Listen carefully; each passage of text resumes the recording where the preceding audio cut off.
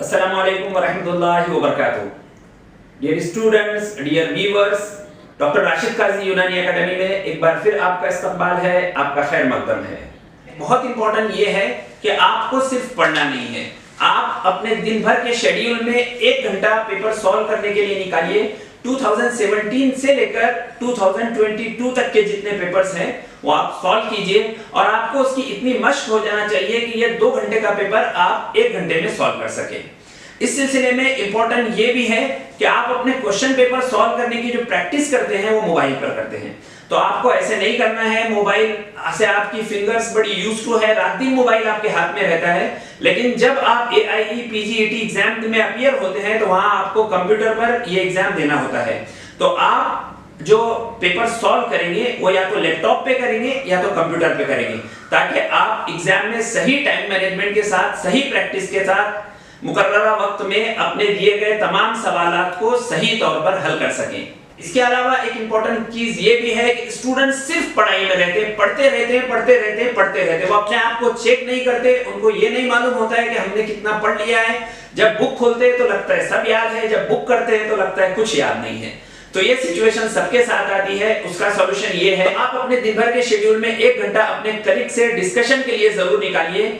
जो डिस्कशन आपने जो आज दिन भर पढ़ा है उसका डिस्कशन कीजिए, ताकि आपको ये मालूम हो कि आपको कितना याद है। और ये डिस्कशन में कुछ बातें आपने उससे पूछी, कुछ चीजें उन्होंने आपसे पूछी, तो ये एग्जाम हॉल में रिकलेक्ट करने में, चीजें याद आने में बड़ा माविन मददगार होता है। तो आप जरूर कुछ वक्त अपने कलीग के साथ डिस्कशन के लिए निकालिए, ताकि आपको एग्जामिनेशन हॉल में अपनी स्टडी को रिकलेक्ट करने में ज्यादा टाइम सर्फ ना हो, आपका टाइम बचे। स्टूडेंट्स बहुत ज्यादा कंफ्यूज होते हैं, बहुत ज्यादा डिप्रेस्ड होते हैं नेगेटिव मार्किंग को लेकर। तो मैं आपको बताऊं कि आपको इस सिलसिले में भी स्ट्रेसफुल होने की जरूरत नहीं, टेंशन लेने की, कंफ्यूज होने की जरूरत नहीं। AIA PGET में नेशनल टेस्टिंग एजेंसी ने जो नेगेटिव मार्किंग रखी है वो सिर्फ 25% की रखी है। यानी अगर आपने एक क्वेश्चन सही रिस्पॉन्स किया तो आपको 4 मार्क्स मिलेंगे, लेकिन अगर आपने एक क्वेश्चन गलत आंसर किया तो आपका सिर्फ 1 मार्क्स कटेगा। तो मेरा आपको मशवरा ये है कि जिन क्वेश्चन के जवाब आपको बहुत कॉन्फिडेंटली मालूम है उसको तो आप जरूर टिक कीजिए, उसको तो आप जरूर हल कीजिए। लेकिन जिन सवालात में आप जरा से कंफ्यूज हो रहे हैं या आप 50-50% है कि ये करेक्ट है या करेक्ट नहीं है, तो ऐसे क्वेश्चन को भी आपको टिक करने की, उनको हल करने की, उनको सॉल्व करने की जरूरत करनी पड़ेगी, रिस्क लेना पड़ेगा।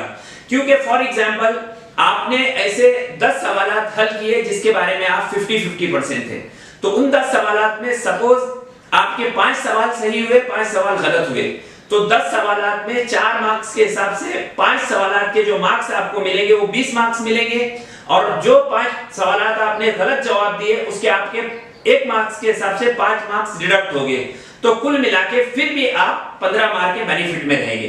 तो आपको यहाँ पर रिस्क लेना पड़ेगा, और जिन सवालात में आप 50-50% भी है उसके भी आपको आंसर देने पड़ेंगे। आपको बहुत ज्यादा कंजर्वेटिव नहीं बनना पड़ेगा, नहीं तो आप स्कोर नहीं कर पाएंगे। तो आप जरूर उन सवालात के जवाबात को भी सॉल्व कीजिए, उन सवालात को भी सॉल्व कीजिए जिसमें आप 100% श्योर है, और आप उन सवालात को भी अटेम्प्ट कीजिए जिसमें आप 50-50% आपका कॉन्फिडेंस है कि ये सही है या गलत है। Wish you all the very best.